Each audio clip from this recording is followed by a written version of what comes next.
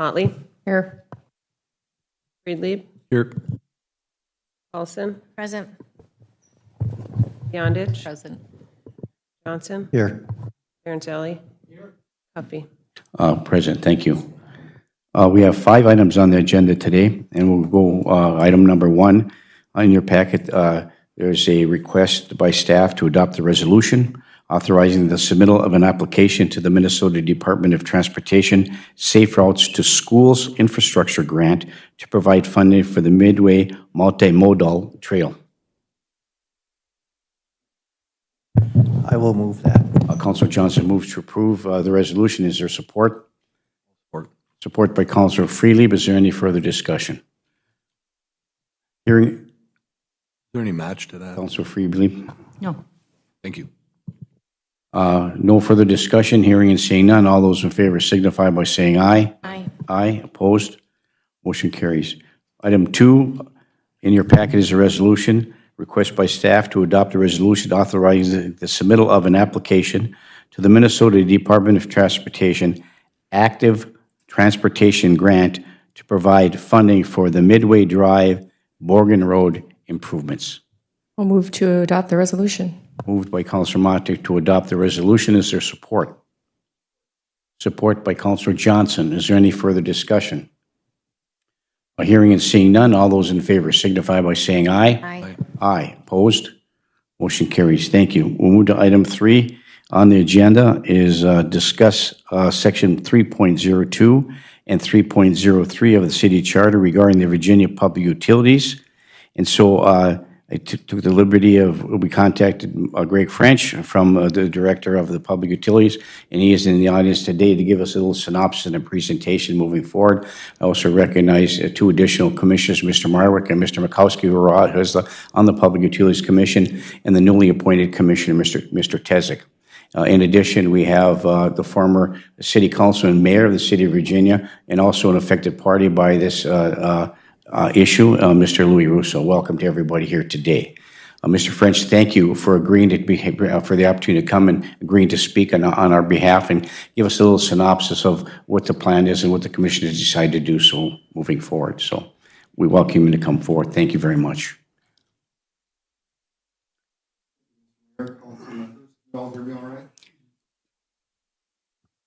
Now can you hear me? Perfect. Thank you. Mr. Mayor, council members, let me back up a little bit. The end of last year when we went through our budget, I brought a budget to the commission showing the commission the status of all of our commodities, and during the discussion there was a big discussion about the STEAM core district.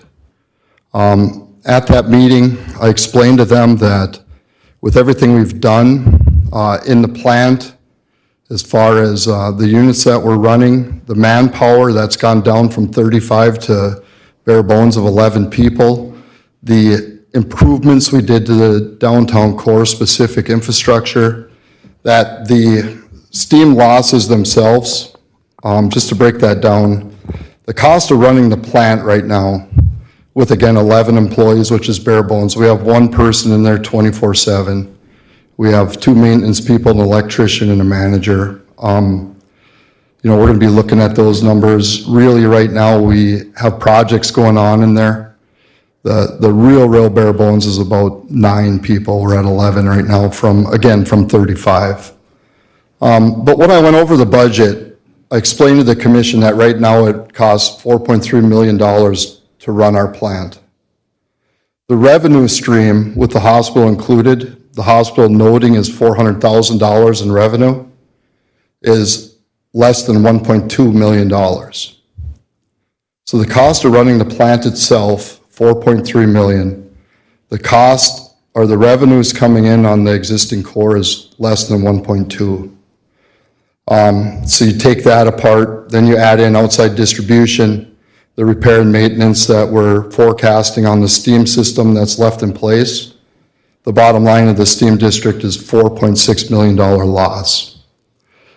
The one thing that I did tell them is when we started this process and we got down to the core and, the cost of running the plant with the old units was about $7.5 to $8 million. Again, we've invested monies into the infrastructure. We're really at a point where we could take a real hard look at the district, which I've told people for years that, once we get down to the district, once we wait for the hospital to get off, they were supposed to be off by 2024, if a lot of you remember, maybe 25. Those talks have kind of gone away. In discussions with the hospital amongst staff, we found that, they were already in the design of a new boiler for the hospital. So they have that process started and moving forward.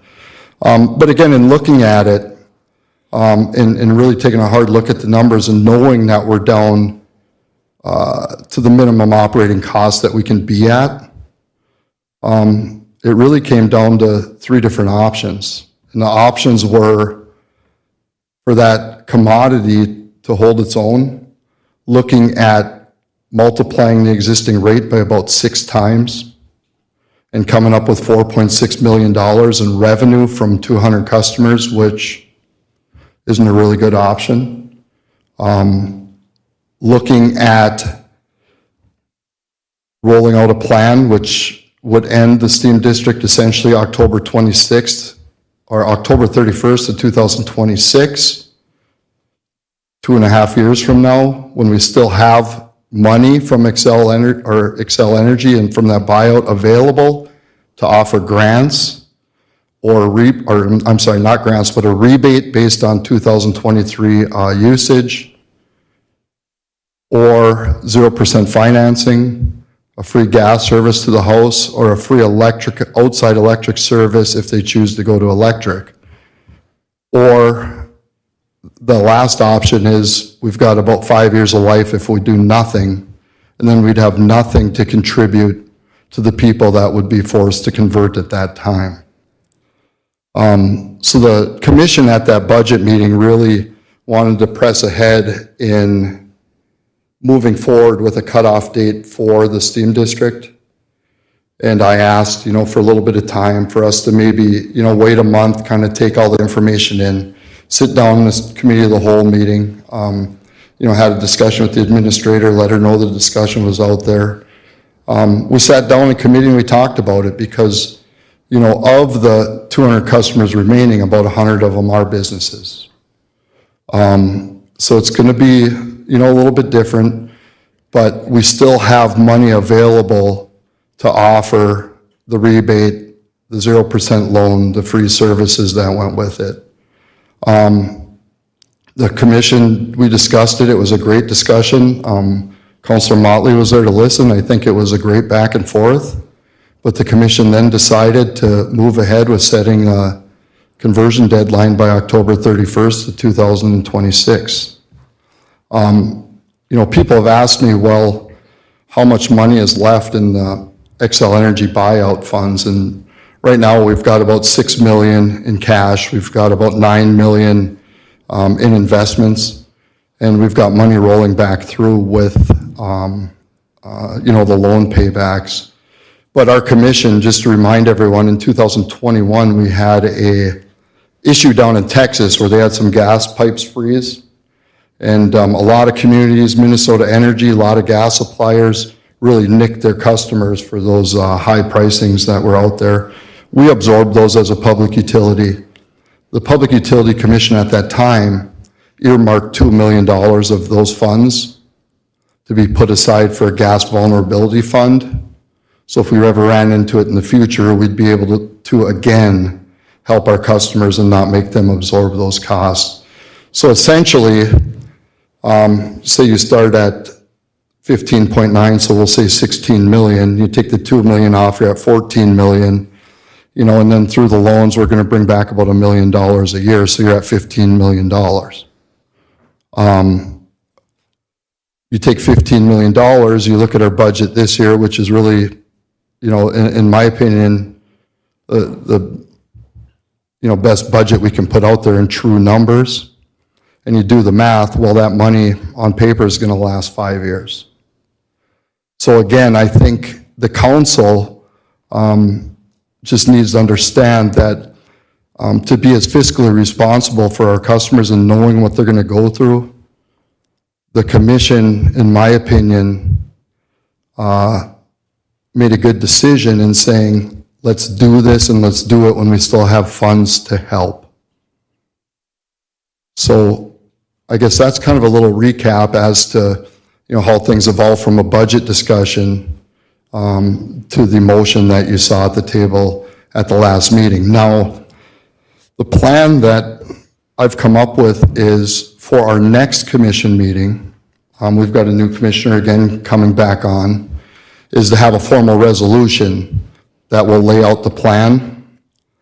So the plan will essentially be, again, the 0% loan or a rebate of 75% of what you paid in 2023 steam rates, the free gas service, the free electric upgrade if you choose to go to electric.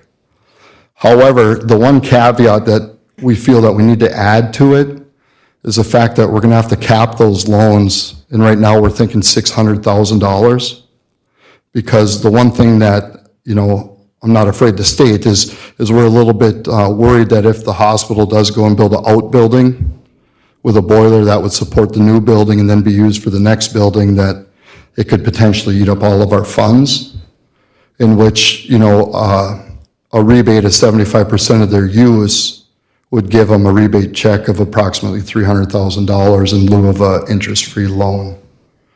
So that was one of the things that we were also considering in that plan moving forward.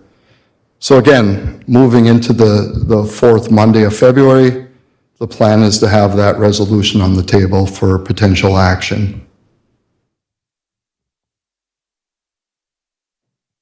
Thank you, Mr. French. Questions? Councilor Paulson? Thank you, Mayor. Thank you, Greg, for that explanation, and I appreciate the commission's work on this difficult discussion.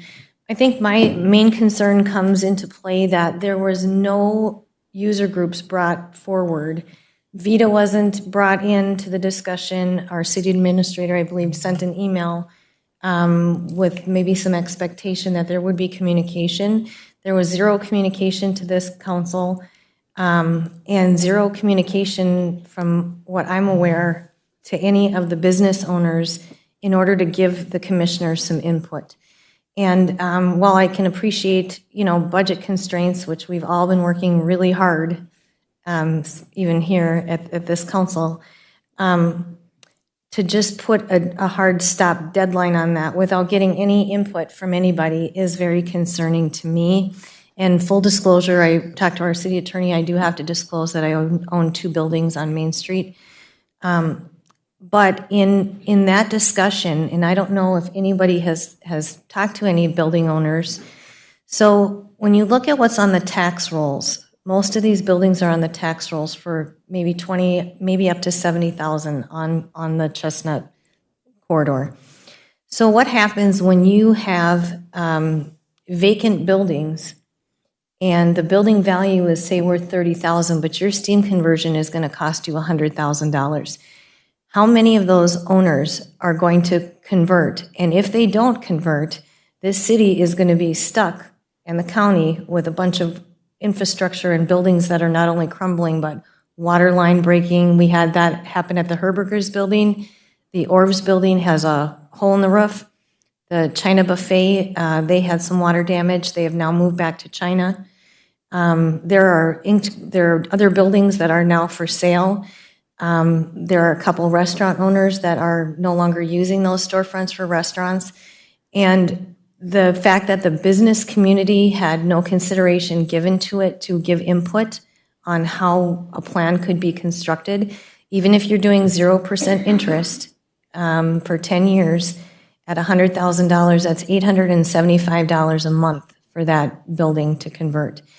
And my concern, yes, I have a direct impact, obviously, for myself personally, but I've been on the VITA board for over 15 years, and what this is going to do to our downtown, which these businesses, just so everybody is aware as well, they collect that 1% sales tax. I mean, none of us are Menards or Target, but our downtown business community contributes to the offsetting of the Iron Trail Motors Event Center. So I would have rather have seen, and it was my intent to put this on tonight, to hopefully stop this action until we can form a coalition. I really feel like, Greg and the commission, that we should form a coalition with any funders, maybe IRRB. My next thought process was, so currently right now, you guys are producing with that pony boiler the energy, or you're producing that, and the customers are paying the Virginia Public Utilities. That is not a Minnesota Power function, correct? Mayor, Counselor, that is correct, but we've never bought steam from Minnesota Power. Right. So what's going to happen, though, now is you're going to have 200 customers moving into being Minnesota Power customers. So Minnesota Power is gaining 200 customers that they don't currently have because you're producing for the corridor. Mr. Mayor, Counselor Paulson, that is incorrect. We sell the gas commodity and we sell the electricity. So that would not open the door for Minnesota Power to take over those 200 customers. But now, if I could, Yep. You're talking specifically about downtown, so let's talk about downtown.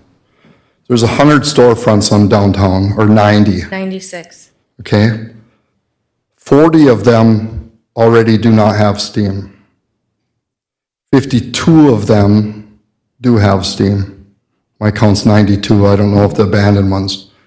There are more than a handful that pay steam service charges and haven't used steam for years.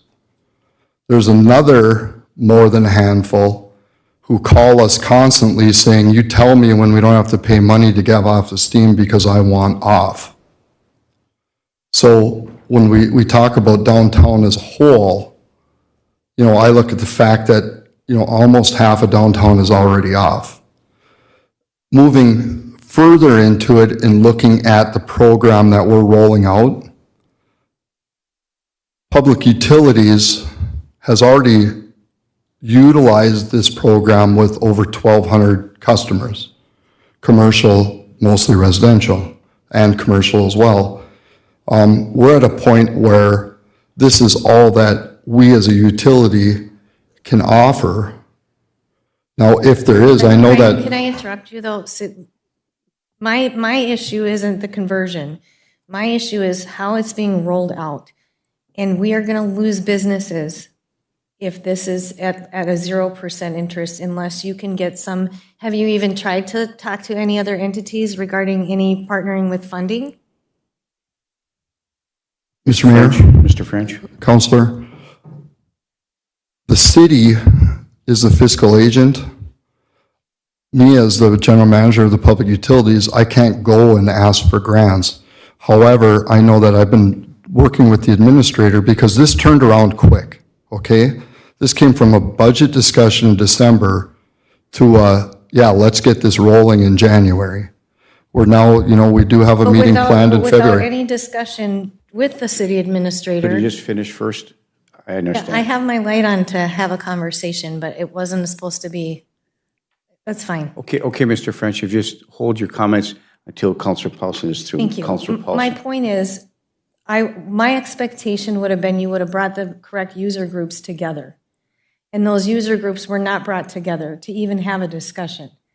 And then people in downtown read in the newspaper, steam is going to be shut off.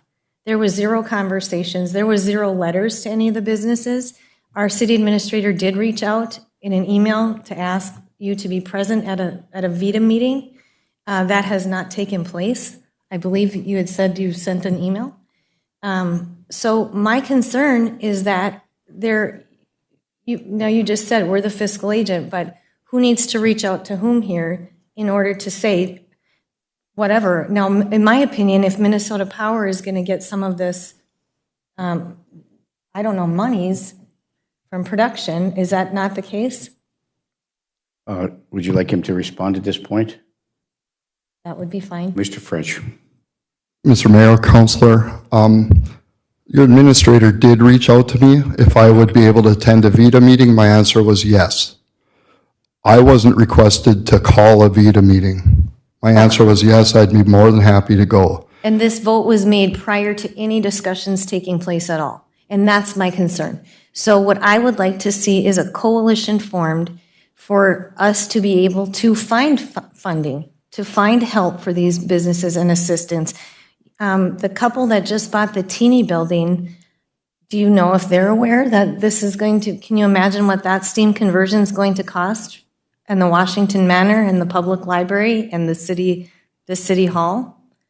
There were no discussions with any of the user groups to try to brainstorm and make a plan. And I don't think that one commission should have that sole responsibility to make that huge of a decision. Thank you, Mayor. Thank you, Councilor Paulson. Mr. French? Mr. Mayor, thank you. My response to that is we've been through this before. We went through it with the residents. The commission made a motion to adopt a steam conversion plan. The motion passed. Working with the mayor, he said, Greg, maybe we should have a town meeting. Once the motion was passed and in place, we had a town meeting and we explained how the plan was to work, i.e., here's the financials, this is why we have to do it. I didn't go out and call a town meeting and say, everybody come in here because this is what we're thinking. The commission made a motion, said, yes, this is what we're going to do, right? The city then followed up and saying, you know what, there's 1,200 residential customers affected here. We should have a town meeting and explain to them the situation in which we did. I'm more than happy to attend meetings, but do I want to go back and ask the commission to hold back or not move forward when I know the money's going to run out? Then where am I going to get the money? Mayor, this isn't about, in my opinion, this is not about moving back from the date that you had set. This is about forming an actual plan with the user groups that are going to be affected. And in my opinion, you don't come and say, this is it, and now we'll come and talk to you. You should have been bringing those user groups forward to work together to come up with ideas and solutions. Now, when you speak about the residential conversions, my residential conversion was $42,000. My house value is more than my building values. Now, my building conversion is going to be almost 3 times the cost of my home, and my building is way less value. So this is the issue that everyone, the teeny building, the public, the library, the city hall, Washington Manor, you're putting our downtown district at risk for not being able to conduct their business without taking any input or consideration in putting an actual plan together with if we're the fiscal agent, why did the commission not reach out or you not reach out and say, let's come and make a plan? Because that's what makes sense. And I'm disappointed that that didn't happen. And what my intention is to do a cease and desist until we have a coalition, and we are within the 10 days to do that. I just feel like it was not respectful, and it was not, no consideration was given to the people that it will be affecting in this community. Thank you. Thank you, Councilor Paulson. Councilor Johnson? Thank you, Mayor. And I too want to make it clear, I'm not questioning the need. I get that. My frustration, as I stated, and it was actually quoted in the paper, is the lack of communication getting here. That we got an update from Councilor Motley at the end of a meeting that, oh, by the way, I would have liked to seen some communication from the public utilities saying, this is what we're talking about, this is what we're going to be doing. I just was looking again through minutes. There's nothing in the minutes that I could find saying we're having this discussion. I didn't see, other than the last meeting where the motion was made, I have not seen any communication. If I had missed it, I would like to have that where your minutes in the past year dictate or demonstrate that you are planning to have these discussions for the next 2 or 3 years. That's where my concern is. I've been asking in the very first meeting when we first talked about this, and we met in Britt's office in a closed meeting about how is this going to affect City Hall. I asked at that very first meeting, and we were told, don't worry about it, 5 to 7 years, no problem, no problem, no problem. 2 years ago, we retrofitted this entire building. We just got the right thermostats to make the building warm. 3 or 4 months ago. Now we have to, and all of that could have been put into that original low-interest loan that we took through Amoresco and the bank, and it could have all been done then. Now we have to do an entire new process costing the taxpayers additional funds because there wasn't a long-term plan that said that if this doesn't work, this is what's going to happen. So I just really want to, that's my frustration. I understand it needs to happen. I understand that the conversions have to happen. And if I've missed I just did a search again, and I don't see that. I'll just give you my points and then I'll let you go. I don't think we should be using the averages from 2023 this winter. This is an incredibly warm. So it would be the 22-23 season. Okay, I would appreciate clarification as you're saying that moving forward, because I appreciate that. Thank you. And then the other thing I would like to ask is that the PUC really work on vetting contractors for this next round, especially for our commercial folks. I know that we've had the discussion in this room that all the conversions happen and everything's great, but when I talk to people individually, there have been some really bad experiences with contractors, and I know that's not your fault, but as we're doing the last 200 folks, I would really like the Utility Commission to be on top of that and make sure our businesses are getting the top amount of service they can for the dollars they're paying. I'm still not happy with what I got. And I had the same thing in my house. My home's valued at 60, well, this year it was 60,000. But I ended up putting $25,000 of HVAC in. Part of that was my choice for central air. I get that. But I've got naked pipes all over the place because that wasn't included in the bids and a bunch of stuff. So, I would just like to see, as we're moving forward, especially for our city buildings, better communication on what's going to be happening in the next few years. Thank you. Thank you. Mr. French, and then I have a couple comments, and then we'll go back to Councilor Paulson. Mr. French. Mr. Mayor, you're right. When we rolled out the plan, these were the brochures.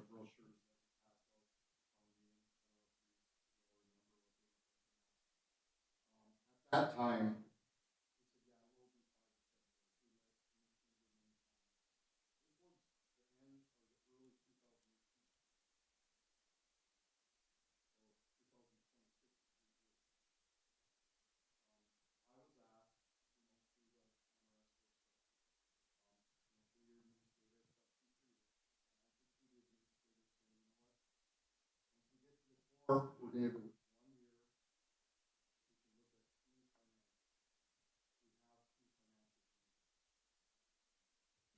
so again, we're right on track to what we've been saying.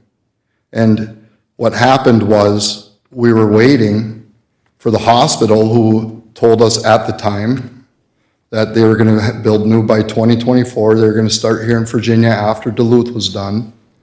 Now we're hearing that, there's nothing really planned in the short future.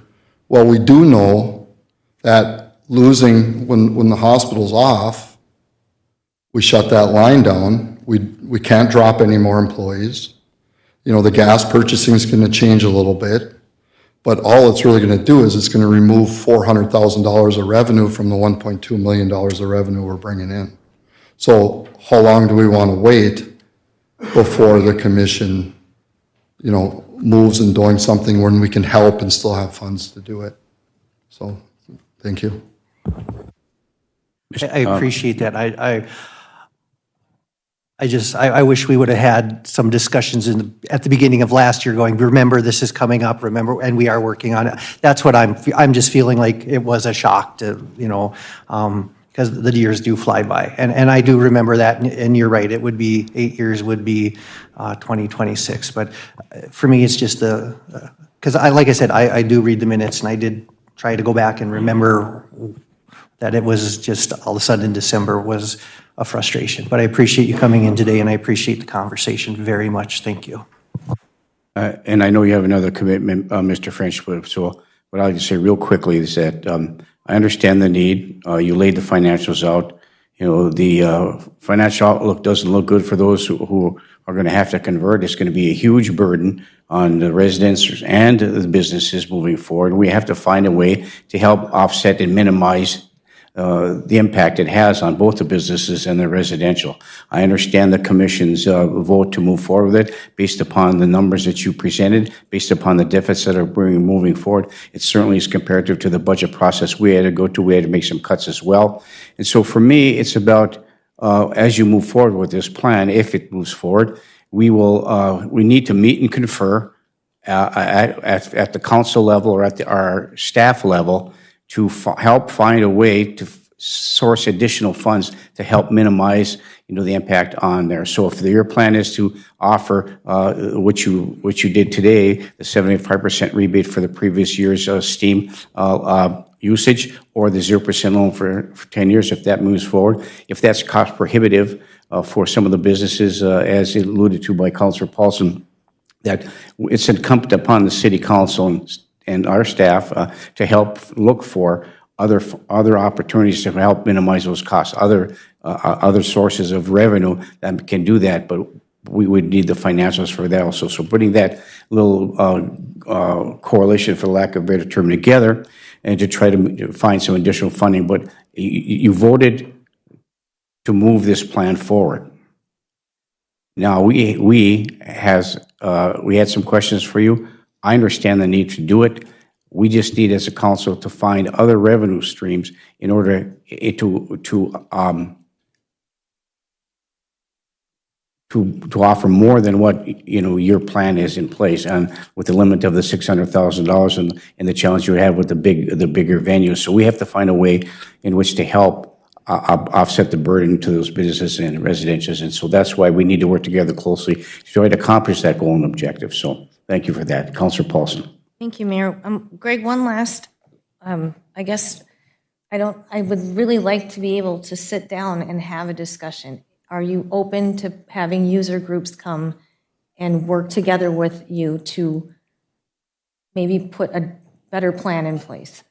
Not changing your timeline, but a better plan in place. And Mr. French, if you would answer, Councilor Paulson, but I would, the plan is to have one another public meeting to bring these user groups together, just the user groups to stay on board with what's going on, as Councilor Paulson alluded to. So, Mr. French. Mr. Mayor, council member, I've already told the city administrator I'm more than happy to attend any meeting you'd like me to. In fact, we've already got one scheduled with IRRB here in the short future.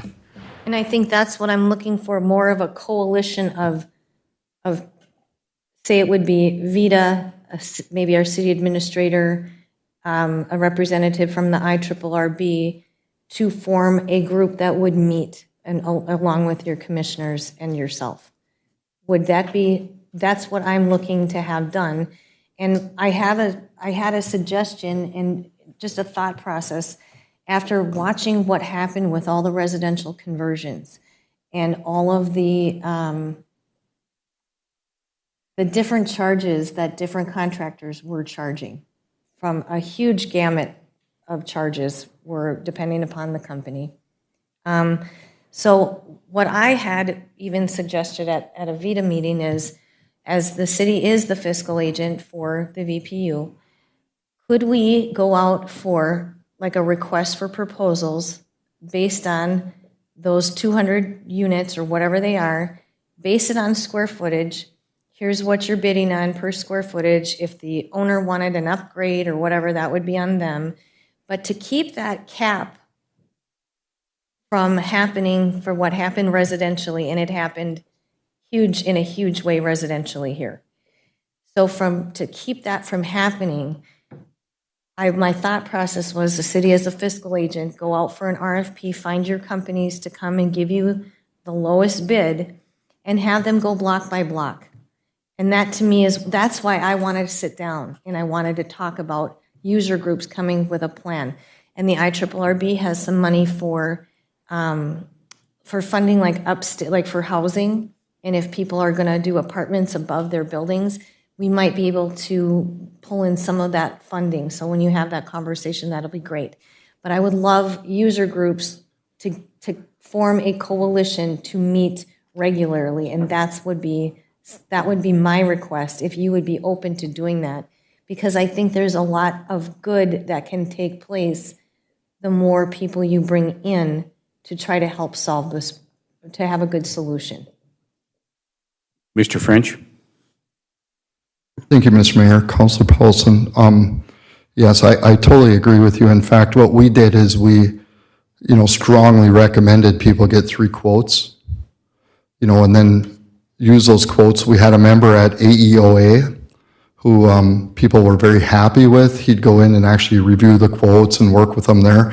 So we are going to work with him again, so that he can be in there kind of as a helping hand. But it was just hard for us to dictate who they're going to use when essentially, it's their loan and it's their property.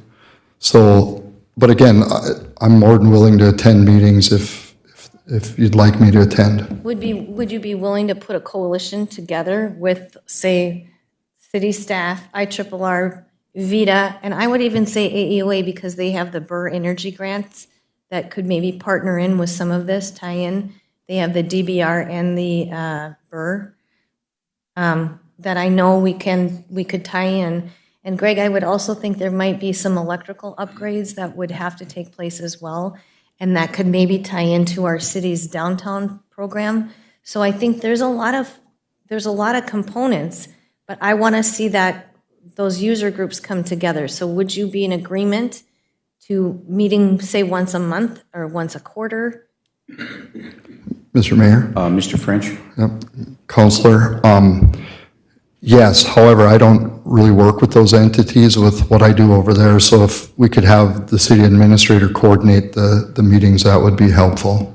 Okay, I appreciate that, and I think this is going to help soften things by letting people come to the table and express what they need to express. So I appreciate you being open to doing that, and I think between all of those people that we can bring together, we can probably work toward a really good solution. So I appreciate that. Thank you, Mayor. Thank you, Councilor Paulson. Thank you, Mr. French, for coming. Unless anybody else has any questions or comments, I would like, thank you for that. Sir, please come forward. And we all know who you are, but for the few people who are listening who don't know who you are, please state your name for the record and welcome to the council meeting. My name is Louis Russo. I live in Virginia. A couple of things I'd like to talk about. I agree with most of the conversation that went on so far. However, when you say 8 years, the core thing, you were talking 15 to 20 years, not 8. Pull that thing out and see. The other thing that I have a question of, our president stopped all drilling of fossil fuels. What are you going to do if we can't get any more gas? Well, that's a good question, isn't it, for everybody? Because there are no more steam districts. And that's my last question. How come we're cutting ours out and Hibbing is expanding theirs?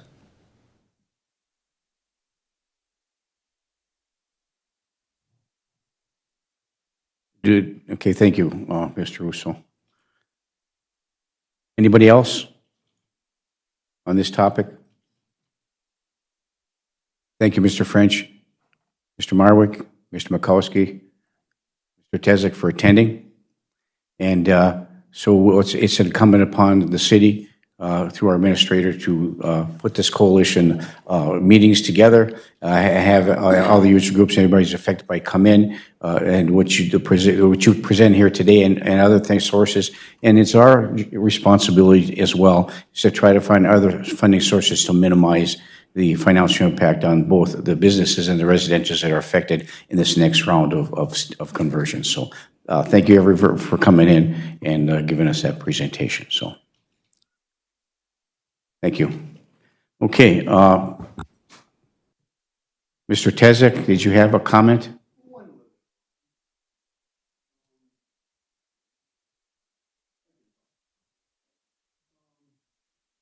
I don't mind having a coalition, but it's look at funding. My name's Tom Tezik, of course. A coalition is fine. I don't think the commission and Mr. French would have a problem meeting with a coalition. But it's not the public utilities' intention is to look for money. It would be the council and the coalition that is looking for money to help offset the cost. Not the utilities, because we're going to do what we can, that Mr. French said. And the rest, we didn't have any coalition for the individuals.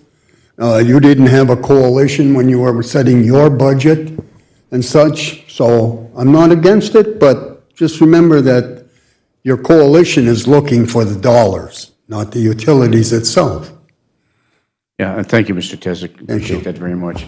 But the information that the utilities provide us is going to be very important as you move forward in our quest to find additional funding. So thank you for that. Councilor Beyondich? Thank you. And even though it's not the utilities' responsibility to look for the money, I agree with that. But I think we all need to work together. I recently leased a portion of the Teeny building.